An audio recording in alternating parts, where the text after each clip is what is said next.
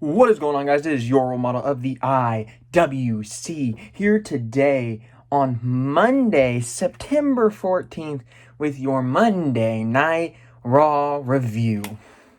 This review is a little bittersweet, man. It's a little bittersweet. This is going to be the last review in this room for a while. Over Thanksgiving break, I will be back in this room up until late January. But I will be taking a hiatus, so don't be alarmed next week when I do not post videos. I will be doing the weekly predictions for the NFL. I will be able to get the one on Wednesday this week, and I should be able to get out next week's. And we're going to have to play AEW by ear this week, but I will 100% be back for Clash of Champions. I don't know what the week after next is going to look like for the go-home of Clash of Champions. I don't know if I'll be able to get a video out. I don't know if I'll be able to get AEW out, but I will be doing predictions going into Clash of Champions in my dorm room, man. In my dorm room. So we got a big week coming up for me. I'm gonna be taking a little bit of a hiatus, so don't be alarmed. But make sure, if you're watching this video, make sure to give it a thumbs up. I'm looking to maybe get 10 thumbs up on this video. Just give me some little bit of momentum to come back from, you feel me? And we will be back and better than ever just in a few short weeks. I think it'll be like a week and a half, maybe 2 weeks at most that I'll be gone. But I will be at least back the Saturday before Clash of Champions. So don't be alarmed too much. But let's get right into the review, man. We had Monday Night Raw in your face. Whatever the hell that meant. I really don't know what it means. But I'd like to offer a shout out here real quick to my good buddy on Twitter, Kevin. Go follow him on Twitter at Kevin_Cabeza14. Kevin, KEVIN_CABEZA 14. Because he let me know that they said that 11 times on the show. You like that? They just throw that at you. What was in my face exactly, WWE? Was it the 1,001 commercials that you threw at me? Was it the rubbing, the failure of a mistake I made in not watching the NFL this week on Monday? For missing out on the Giants game, for missing out on the Titans game? Is that what you're throwing in my face? Because the show wasn't by any means something that was an eye grabber. This show wasn't good. This show wasn't good at all. I'd much rather be sitting there watching the Titans game right now, but I'm out here reviewing because that's what I do. That's what I do. The sad thing is, really, they really tried to stack this show up as if it was going to mean something. And it really didn't. It really didn't. But we kick off the show with Drew McIntyre coming down to the ring. He said Randy Orton broke his jaw, and he considered himself lucky. He said Orton was in luck when he had a claymore to the head, and the claymore did not detach his head from his body. He said that medical personnel told him to take time off and to forfeit the WWE Championship because one bad kick, he would have to have his mouth wired shut. But rather than have time off and forfeit the title, he said he'd rather leave in an ambulance each and every week than lose his championship. He said, you know what? Me and Randy, we both taken rides pretty recently in ambulances. It seems appropriate that the next time we meet, we will be in an ambulance match. So he said, if Randy Orton makes it to Clash of Champions, we will be in an ambulance match. He said, in ring, a few years ago, he realized that his pants might split, and he delivered the first Claymore kick because he had to adjust. He said he knew that move was going to be deadly. He then shows Seth Rollins, Bobby Lashley, Dolph Ziggler, Brock Lesnar, and Randy Orton all in the hospital. A very meme-like thing, like Randy Orton did a few weeks ago.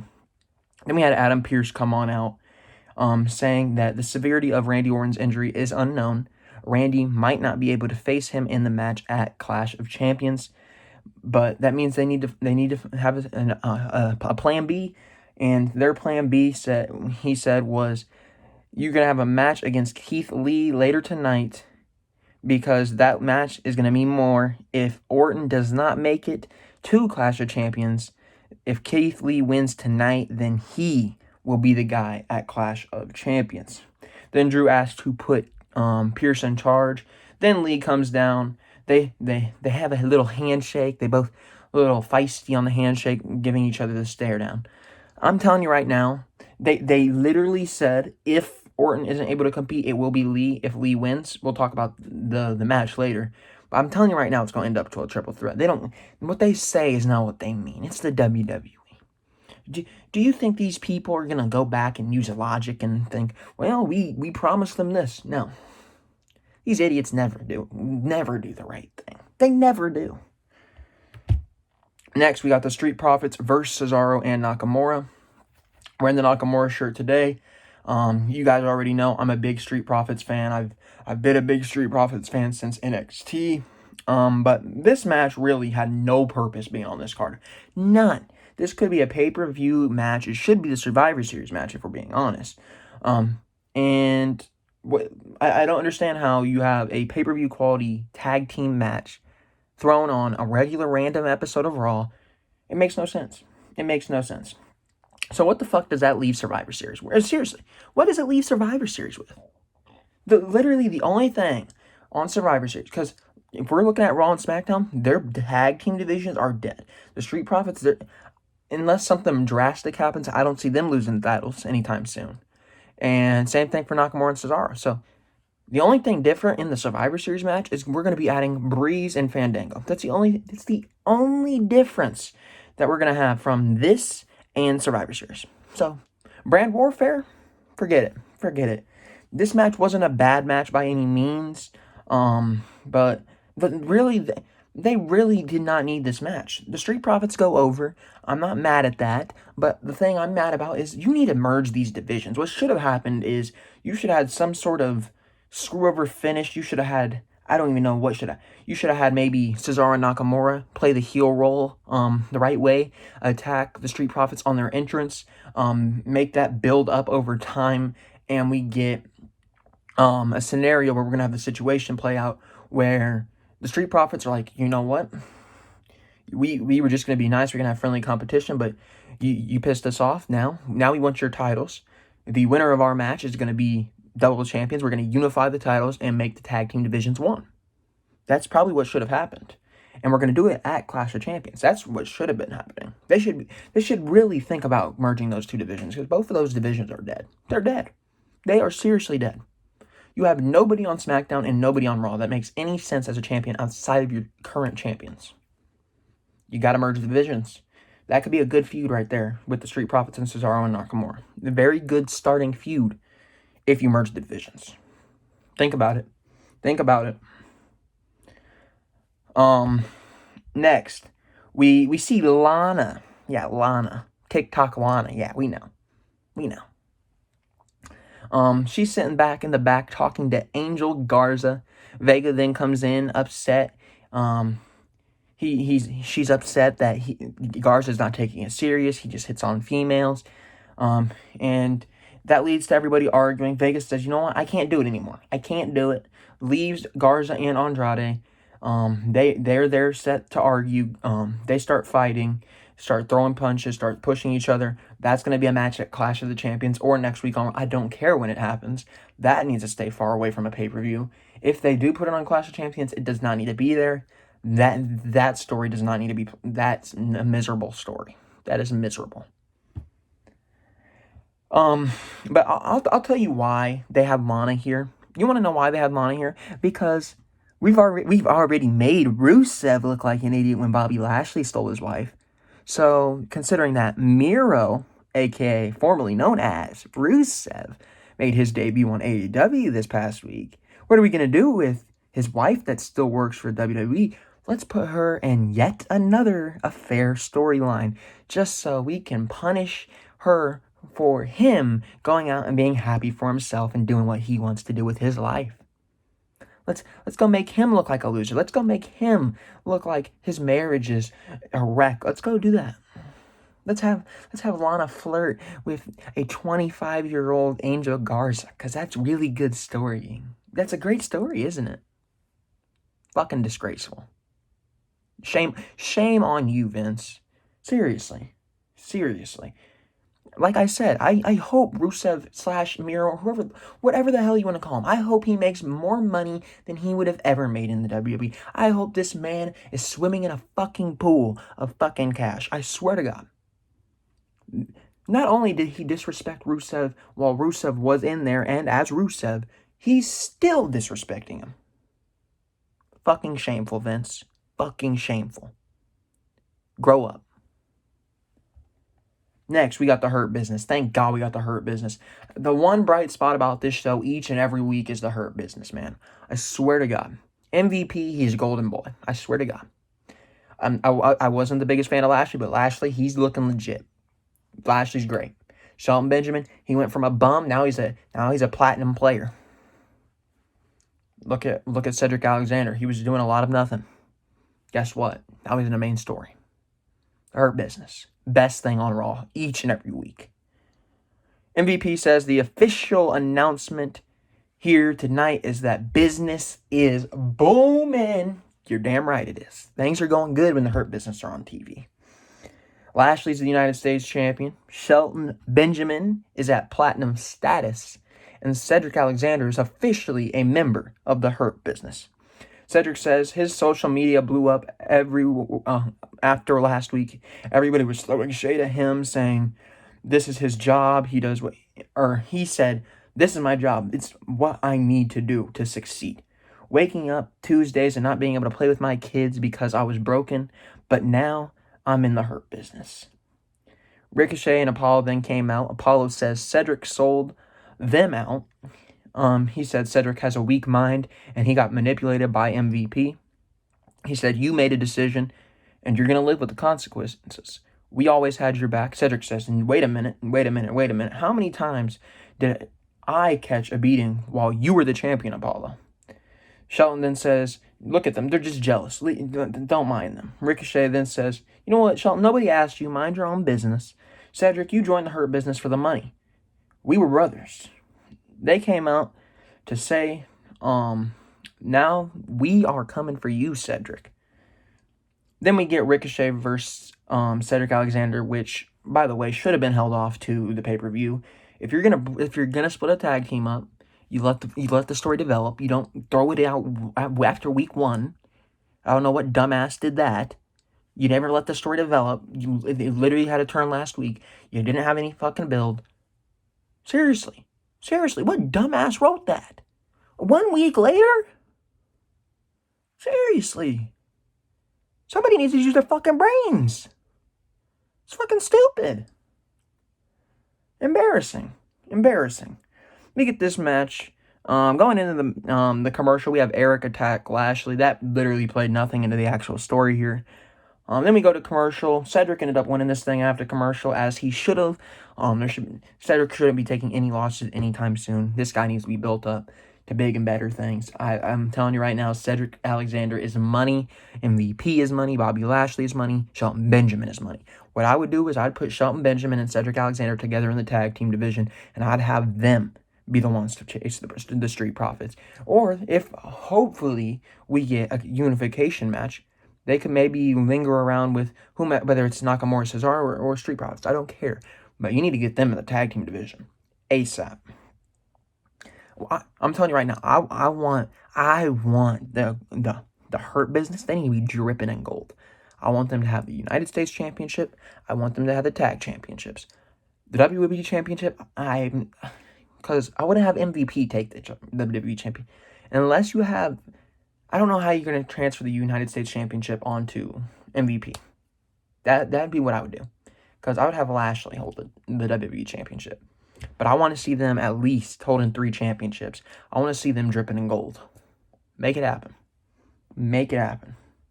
But this ended up getting interrupted after the fact. When they were celebrating, Retribution cut the lights and they cut a promo. The only thing I really got out of this promo was they said, you sell your soul to a corrupt system, you become corrupt. If that does not describe the WWE perfectly, I don't know what will. If you sign on the dotted line for the WWE, you become their property. We've seen it over the past few weeks what that means. They own your name and your stage name. Have fun with that. they basically run. If you get over, they don't have to push you. They're not going to push you. Look at what happened to Rusev. Where's he now? Doing great things in AEW. What's still happening to him? The system's still getting to him. They're still making him look like an idiot. He's out here on Twitch streaming. He has his wife there. He has a happy marriage. But on Mondays, his wife's over here flirting, and then he has to play it off like, you know what? It's not happening. It's not happening.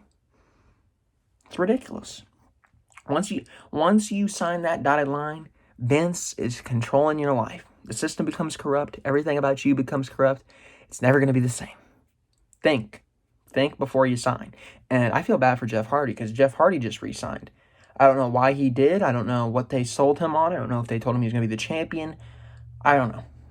But I'll tell you right now that I feel bad for him. Next, we had Mickie James being interviewed. They asked what motivates Mickie James tonight. She says she loves the business. And right now, with experience comes wisdom. And with wisdom comes clarity. And what is clear to her is that she has what it takes to be the Raw Women's Champion. She said it fuels her knowing that tonight might be her last chance to win a championship. I'm gonna be honest with you. I would be down to see Mickie James go on one last run as a champion. I'd be down. But what happened next in the night ain't suggesting that's ever gonna happen. It's embarrassing. It is literally so embarrassing that the only reason that Asuka is holding this title is for Charlotte. Do you think they care about Asuka? Really? Use your brains. Come on, people.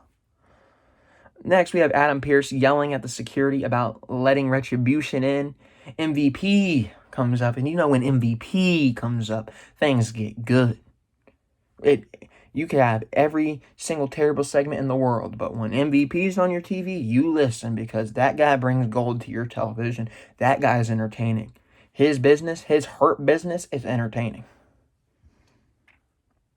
MVP says they need an upgrade in security around here. MVP then demands that he lets them help out. Pearce says, thank you for volunteering. The whole hurt business laughs. They're like, you thought we were going to do this for free? No, we're sending you the bill. We're tired of things around here, so we're going to do it. MVP. What a MVP standing up to Retribution. Now that you want to somehow make Retribution the fucking failure of Retribution into something interesting, you put them with the hurt business. Why? Because the hurt business makes everybody interesting. Look what it did with Cedric. Apollo, look what it did for his United States Championship run. Was his championship run the best? No, but was it good because of the hurt business? Absolutely. Ricochet has a little bit more of an edge to him now because of the hurt business. The hurt business. When the hurt business is around, business is booming. The shows get better when the hurt business comes to town. Next, we have Mickie James versus Asuka. I'm not going to break this match down. This match wasn't good. This match had a fucking god-awful ending. This ending was fucking miserable. I don't know who the hell booked it. I'm going to be honest with you. Some people are saying it's a botch. I don't even know if it was a botch. It was such a bad ending that I could not tell whether it was a botch or just plain out fucking a bunch of dumbasses writing this shit. I really could not tell. We had Asuka hit a Asuka lock onto Mickie James. Mickie James rolled through the thing, and Mickie James fully conscious, and the ref is calling for the bell. She literally rolls over in literally vertical position, looks straight at the ref, doesn't say I quit, doesn't tap out. The ref's ringing the bell, and Mickie James' face was like, you can literally see her facial expression change. She's like, what the fuck happened? I agree.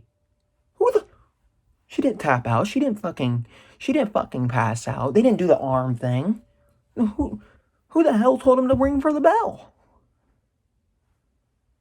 Well, I seriously don't know. Was it booked to be that way? Was it a botch? Did the referee not know what he was doing? Seriously. Shameful. After this, we have Asuka. She's celebrating her victory. Zelina Vega Zelina Vega comes on down. She says she's thinking about her future because she's wasted the last few years, her best years, with those ingrates, Andrade and Garza, managing them. She then says, they're just like you, Asuka, an ingrate. Says Asuka was handed the title by possibly one of the best performers. She was reckless with the title, but she forgot about Zelina Vega. Vega says she's ready for the title. I don't even know where to begin. I honestly don't know where to begin, honestly. She comes down and she says that they forgot about Vega. I'm sorry, have you had a match? Do you deserve to be in the championship picture? Last time I fucking checked, you lost to Bianca Belair twice. Where the fuck is Bianca Belair? Seriously. Bianca Belair won twice against Zelina Vega, and she hasn't even been on the show for the past month. Where the hell is she? Where is she? And Zelina Vega's getting a title shot? What the fuck has Zelina Vega done? What has she done? Seriously. She hasn't fought anybody. She hasn't done anything. She's not returning, so it doesn't make sense for the return match that we all know happens, because you just come back and automatically you're thrusted into a title match because, well, they have no better plans. They can't book stories long term. They don't know how to run the fucking business. I don't know how else to explain it to you. But I have no idea. I seriously have zero idea why Zelina Vega is in here. I seriously don't know. I don't know where Bianca is. I have no idea what Vega did to get in this opportunity. It's literally like they put her name in a random number generator. Oh, let's number 14. Well, let's go down the roster. Bianca, Liv, Rube. Number 14 is Zelina Vega. That's our next story. Seriously. This company is ran by the biggest group of dipshits in the fucking world. Vince is an idiot. Bruce does. I don't even know what Bruce does. Dunn, he's an idiot. The creative staff, I feel bad for them because they're typing up on their computers nice stories, and I don't even have anything to demonstrate. Got some tape here. Here, I don't even know if I can get this tape off right now, but this is what Vince does with their stories. He takes it, rips it, woo, woo, and then throws it in the garbage can. That's stuck to my hand. Don't even care. Just throws it away. That's simple. That's what Vince does to their scripts. So I don't even blame the creative team. I blame Vince. I blame Bruce. I blame Dunn. I blame everybody that is in Vince's inner circle. It's ridiculous. It is ridiculous that they can't come up with better television than putting Zelina Vega, who has legitimately done jack shit to get this chance, instead of Bianca Belair. Instead, even Liv Morgan would make more sense. Even though she's in a tag team picture, she'd make more sense. She just beat Shayna Baszler last week. She makes more sense than fucking Zelina Vega. What the fuck has she done? They don't care about the women's division. I will continue to tell you they don't care about the division because they will never care about this division unless they're caring about Charlotte, and they won't care to book a good story unless Ronda's back. You can call me wrong. You can call me insane. You can say the division sucked when Ronda was there. It doesn't matter. They had a compelling story. Why did they have a compelling story? Because they were forced to. Because they had a main event fucking player in Ronda Rousey. And they're not going to sit around and bullshit and fucking, oh, here, let's have Nia Jax go do this. And let's throw Shane with Nia Jax. There's no fucking around when you got Ronda Rousey. Asuka's purely holding on to this title just for Charlotte to come back and beat her, just like she did at WrestleMania 34. You thought I forgot about that? Who went on the longest run? Who was undefeated heading into WrestleMania 34? Who was the biggest thing, the hottest act going into WrestleMania 34? Asuka. And then she met Charlotte. What happened? Vince, he loves his blondes. He loves Charlotte Flair. Pick Charlotte. Then it went downhill from Asuka. Charlotte's gone. Asuka's starting to go back on the rise. Asuka's going to get up to that point again. And then we're going to get the return. Right back to where we began. Charlotte Flair. Top of the division. Because Vince is so fucking creative. I should have got some water. I should have got a drink. I don't even know. I don't even think I'm halfway through the show. I gotta be honest. I don't even know how far I am into the show. And I'm sweating out here. I'm out of breath. This show's so bad, man. It's so bad. Next, we had Keith Lee being interviewed. He says him and Drew knew that they would have to fight each other eventually. But he did not enjoy Drew interfering in his matches. He says that he will do what must be done to become the WWE champion. He said he doesn't want to take advantage of an injury of Drew McIntyre, but like he said, he will do what he has to do. Keith Lee. Not good guy Keith Lee anymore. Keith Lee says, you know what? If I gotta do it, I gotta do it. I'm winning the damn thing. That's the attitude we need to see from Keith Lee. Everything else with Keith Lee, I don't know what to tell you. I'll get into that later. I'll get into that one later. You'll be happy about that one. Next, we get Bobby Lashley versus Erik. Short match. Lashley forces Erik to tap out pretty quickly here. And like I said, the Hurt Business, when they're on TV, you pay attention. You know why you pay attention? Because they're doing them. The only person the only group or people they book correctly is the Hurt Business. You want to build a champion? You want to build a memorable championship run? You have them run through everybody. And then finally drop the title to somebody after building a story to them. You build them up properly right now. At the expense of Erik. Erik, he's not a singles guy. Ivar, he's gone for however long. It's unfortunate it had to be them, but you're building up Lashley correctly. It's good to see a champion booked strong. They always have the champions. They have Bayley get rolled up. They got Sasha getting rolled up. They got Drew McIntyre taking a pin this week. Your champions win. Your champions win until they drop the title. They're the fucking champions. Make them look prestigious. Don't make them seem like, oh, well, they can win one night of the month. Seriously. If you're a champion, you should be winning. Winning. Consistently winning. Until there's the moment where things change and you're no longer the champion.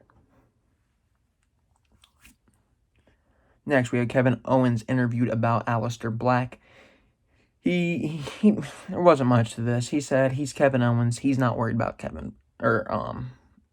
Black. He says, I'm really not worried. He can do whatever he wants. He can be mad at whatever he wants. I don't care. I'm Kevin Owens. I'm going to beat him. Next, we have Strowman demanding you get into the Raw Underground. I don't know who the hell let Braun Strowman on this show.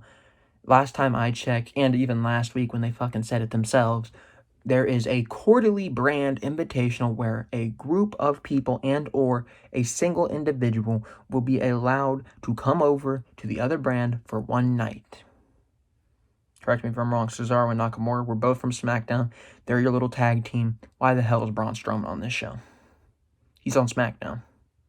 You guys look like a bunch of dumbasses. Seriously. What the hell does he have to do with Raw? Raw Underground. And then they played it off, well, Raw Underground isn't the same as Raw. Anybody can go to Raw Underground. No, the hell it's not. It's the third hour of Raw. It's on the Raw show, ain't it? It's not a separate show. It's in the Raw taping. It's in the Raw building. Use your fucking brains, people. Seriously. Next, we get Seth Rollins and Murphy in the back. Seth says that everything that happens, it's in the past. Tonight is an opportunity because he is locked in a cage with Dominik Mysterio, and nobody comes in and nobody will leave the cage. He said this is the perfect opportunity to teach a young man and the world a lesson. He then says, Murphy, are you ready for your role tonight? He said, I need you to play an important role. I need you to be ready. Murphy says, yes. He says, good. Slaps Murphy and pushing up against the locker said, your role tonight is to stay in the back because I don't have time to deal with your mistakes again. Good stuff there. That was probably one of the better parts of Raw. Then we got into the match with Dominik and Seth. First off, they need to stop this. Dominik, they've fought each other 3 times already. It's been 4 weeks. 4 weeks. Vince McMahon likes to see something good. He sees, you know what? People are praising Dominik. He's like, you know what? I'm going to take this and I'm going to run this shit right into the ground. I'm going to fucking beat it into the dirt until everybody is sick and tired of this shit. I'm going to make sure they never want to see this shit again. I'm going to fucking do it 10, 8, fucking however many times I need to until they are blue in the face and puking over how many times they see this. There's no need to have this 3 times in 4 weeks. No need. Embarrassing, man. And the steel cage match itself has lost its allure, man. I swear, the steel cage matches used to feel special. You settle your disputes, you settle the blood feuds, you settle what needs to be settled in the cage, and there's no what happens in the cage stays in the cage. Feuds are over. You got guys like Mankind and Undertaker colliding in the cage, leaving their bodies on the line because they needed to. And then you got this. 2 guys that face each other for a month, fighting each other in a cage. Does it make sense for a guy like maybe Tommaso Ciampa and Gargano in a cage? Absolutely. Would it make sense for whomever it might be? Would it make sense for maybe you got Ricochet and Cedric Alexander? Not necessarily yet, but if they ever built the proper story instead of rushing to it, absolutely. Does it make sense here? Absolutely not. It's not a blood feud. It's been a month. It's never gotten the time to develop. Is the match good? Absolutely. The match was perfectly fine. Nothing was wrong about this match. Dom lost yet again to Seth Rollins. That makes it 3 times. I don't know why you're booking him to lose 3 times, and I don't know why you're putting him in a situation where he's going to lose 3 times. It's just stupid in itself. I don't understand the purpose of this match specifically. After the match, Seth Rollins attacks Murphy, blames him for not following the directions that he gave, for not playing his role. Then he walks over to Angie and Alia, Rey Mysterio's wife and daughter. He said, Angie, I hope you did a better job with this one than you did with that one.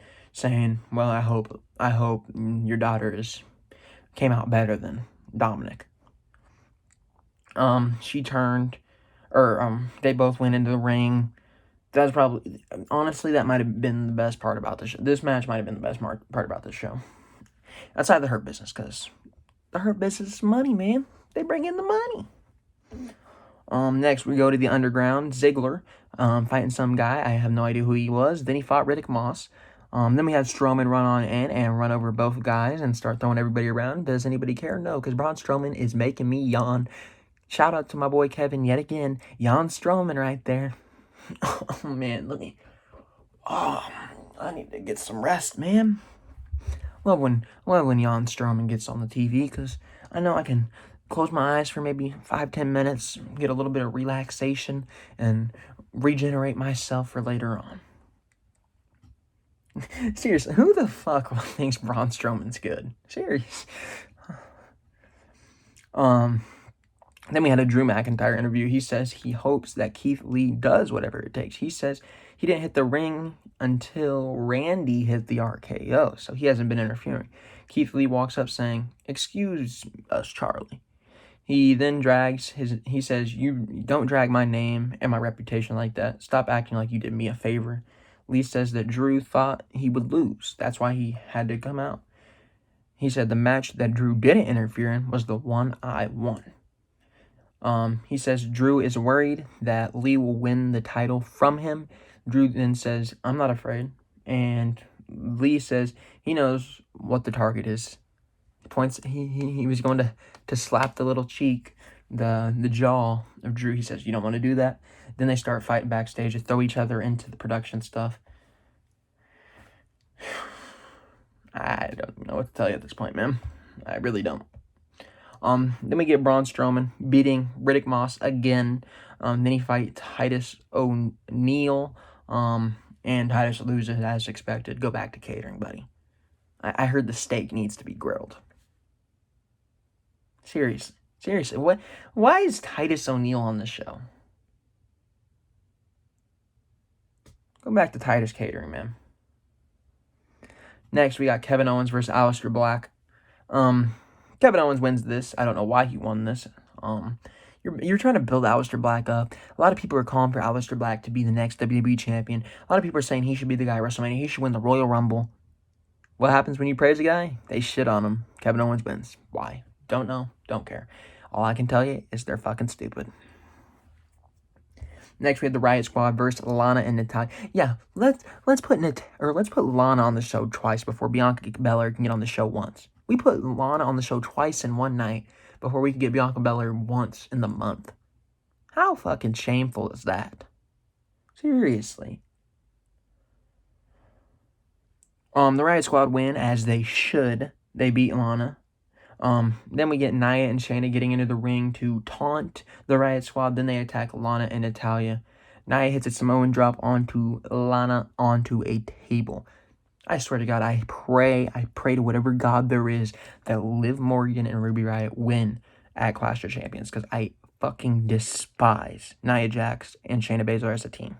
Shayna Baszler, I'm fine with. You know how big of a fan I am of Shayna Baszler. But Nia Jax, absolutely, quite possibly the worst wrestler that's currently wrestling. Seriously. She's god-awful. Miserable in the ring. And then she wants to go shit on the fans. Okay. Yeah, when I get in there and I have a better match than you on night one, and I don't even know how to fucking throw a punch properly in terms of kayfabe. We can ask Becky about your punches. I'd love to hear what she says about you. I would love to hear what Sasha says about you. I'd love to hear what Alexa says about you. You're careless in the ring. You're more careless in the ring than I was in school. Seriously. Senior year, I did not care about a single thing. I was chilling. I knew I was going to college. I already got accepted into college. I was vibing. This is her career path, and she is literally riding the coattails of her family's success. It's embarrassing. Absolutely fucking embarrassing. Next, we got Braun Strowman in the underground again, facing Riddick Moss for the third time on the night. I don't know if I'm wrong here, but if you're facing the same guy in three times in 1 hour, you don't think that fucking shit is creatively dead? Seriously. Like, I'm not a fan of the underground by any means, but you couldn't do better than Riddick Moss 3 times against Braun Strowman? Here's an idea. Raw Underground needs to fucking die. It doesn't work. It doesn't get anybody over. You're fucking repeating shit. It's embarrassing. It is honestly embarrassing. And then after that, he goes face-to-face with Dabo Kato, who he didn't even face tonight. He didn't even face himself. Whatever the fuck that was supposed to do. I don't know. Then we finally got into it. We finally got into Keith Lee versus Drew McIntyre. I was so happy when this happened, man. I was so glad to get this show over with. They got Keith Lee walking out in a goddamn fucking singlet. You know what the Big Show wears? Yeah, they had him wearing that shit. Yeah, Keith Lee. The guy with the trunks and no shirt, holding up 2 championships in NXT Great American Bash. Great moment. One of the best moments this year. One of my favorite matches this year. You're going to have that guy come out looking like the goddamn Big Show. Fucking Big Show. Big Show was a failure. The Big Show. You want to know why the Big Show's fucking Netflix series got canceled? Because he has no fans. He was a spectacle back then. He's not a spectacle now. I don't want to see Keith Lee, one of the most legit stars you guys have, wearing the same goddamn outfit as the goddamn Big Show. Get that shit away from him. And while we're at it, get the fucking music back. Please. Please. You want to make Keith Lee look fucking miserable? Continue to do what you're doing, because that's not my Keith Lee. My Keith Lee was the one holding up 2 championships at Great American Bash. My Keith Lee was the one that went on to have a solid match against Karrion Kross and then dropped the title to Karrion Kross before Karrion Kross got hurt. That was my Keith Lee. The legit Keith Lee. This guy, I don't know who he is. I don't know who we're watching right now. I'm going to be honest with you. If it's not broke, don't fix it. Just go back. Just revert everything. Go back to NXT Keith Lee. Take the singlet off. Change the music back. Let Keith Lee do what Keith Lee needs to do.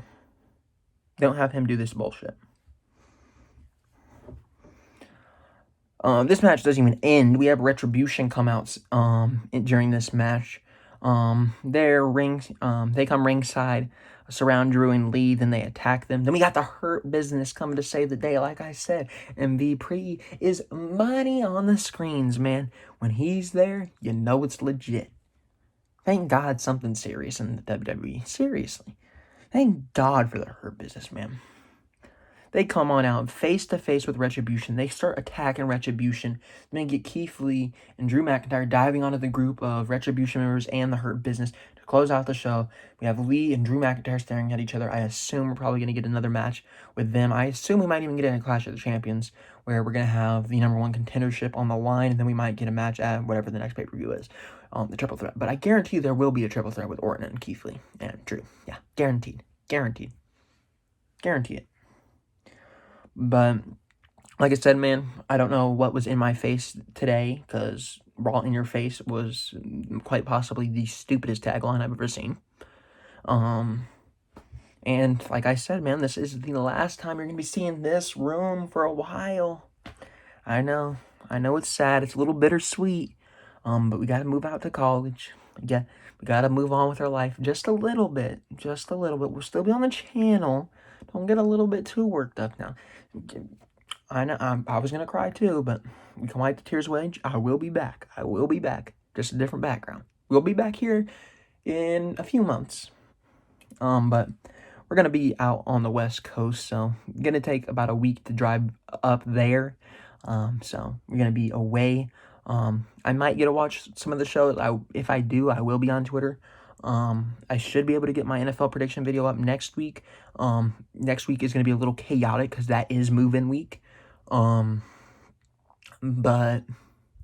like I said, it's the last Monday Night review in this room.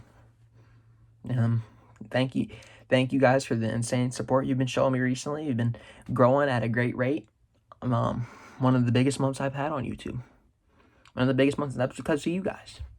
I won 150 by All Out. You guys made that happen. And a week later, I'm already at 163. And I'm gonna be honest with you, it's not because it's not because of me. It's because you guys are showing me the love. And I cannot be more grateful for that, man. I cannot be more grateful for that. Like I said, the NFL videos should go up on Wednesdays. This week, AEW will be played by ear. It might happen, it might not, depending how much I need to get packed still. But for the most part, this next week or so, at least 2 Clash of Champions, we will be slowing down on the wrestling content for a little bit. I might start it back up. Maybe go home for SmackDown. Maybe go home. I don't know, but I will have a predictions video out for. I guarantee we are gonna have a predictions video out for Clash of Champions. I do move in on Thursday next week. But like I said, it's gonna take a while to drive out there. And then we're gonna be busy getting things, and while we're out there getting furniture and getting stuff ready for my dorm room before I do move in. So I probably won't have time to do anything on Monday. Maybe Wednesday. I doubt it though, because that will be the last day. Really just to sit back and really just spend time with family before going into my dorm on Thursday morning. And then gonna have to set stuff up all day Thursday, get ready for the weekend, because I will be back, like I said, for that weekend. So we got to get everything set up quick as possible in the dorm. So the content will be slowing down for probably a week and a half or so, but I will be back. I hope you guys are back for the return of Gamers Goon on Twitter. The role model will be on Twitter a little bit, and I should get on YouTube probably next Friday or maybe even Saturday, depending what is happening in and around campus. But I will be doing the predictions before Clash of Champions. But if you're gonna miss watching me, if you're gonna miss seeing my face, please go out, and I actually will link these guys in the description. If you want to see the content for next week and this week, make sure you guys go follow guys like We got the Elitist if you want to go watch him. He just surpassed 900 subscribers. I'm very glad to see him succeed. First link in the description down below.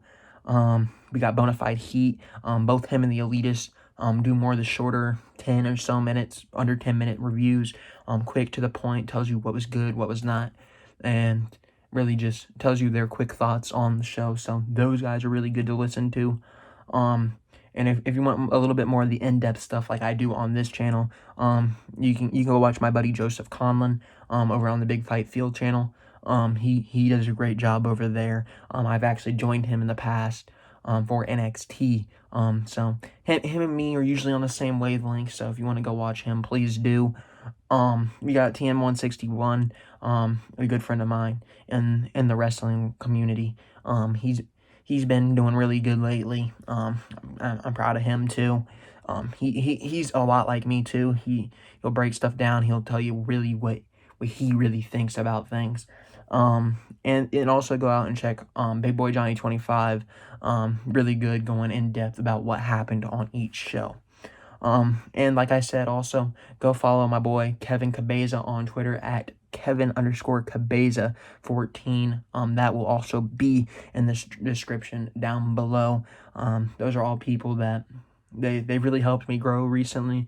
They've been there. They're the big supporters of the channel. I can't thank them enough. They have great content of their own, and I'd really appreciate if you guys go watch them during my hiatus while you're waiting for me to come back, because you gotta show them some love anyways. Give them some subscribes, give them some comments, give them some thumbs up. Make sure you let them know I sent you. And like I said, 10 likes on this video would be huge, just to give me a little bit more motivation to come back as early as possible. I'm gonna try for Friday. It might be a Saturday, but I'm gonna try for Friday. But like I said, man, we're moving on to the next stage. It's a big stage, freshman year of college. It's surreal, man. It really is surreal that I won't be sitting in this room a week from now. And you guys might be watching from a different background. You will be watching from a different background. I'll be in a dorm room. I'll be interesting. But you gotta move on. And don't worry. The glasses, the scarf, it's all coming with me to college. Don't worry. The role model, he'll be here. He'll be here. The gimmick will be here. I'll be here. Thank you guys, as always. Seriously, I seriously cannot thank you guys enough. If you're still watching, thank you. Thank you. For right now, it's been your role model of the IWC, and I'll be seeing you guys sometime next week. I don't know when it will be, but like I said, please go check out everybody else that is in my description down below. Thank you guys.